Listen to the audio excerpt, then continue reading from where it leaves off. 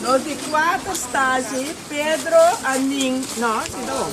É de 5 estágios, Pilato está buscando Jesus. Nós estávamos prometendo, nós estamos contestando, estava pastor, está contando algo de Pilato. Nós estimamos Jesus e nós que seguimos.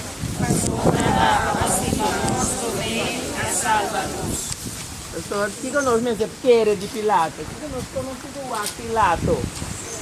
Pilato estaba disfrutando de una justicia. Y un ente que está justo, te avisa verdad, ¿sí o no?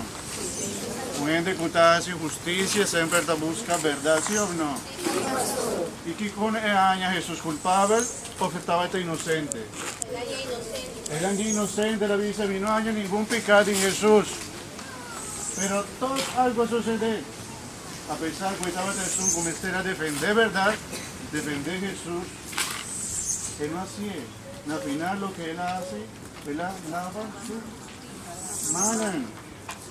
Pero él no estaba tan capaz de defender Jesús. ¿Jesús a cometer algún pecado? No. Jesús estaba tan inocente.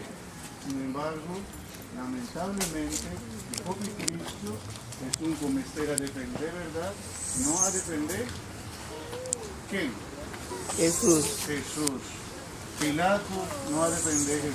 Lo que él hace, él ha diciendo, mi no está responsable, de muerto de Jesús.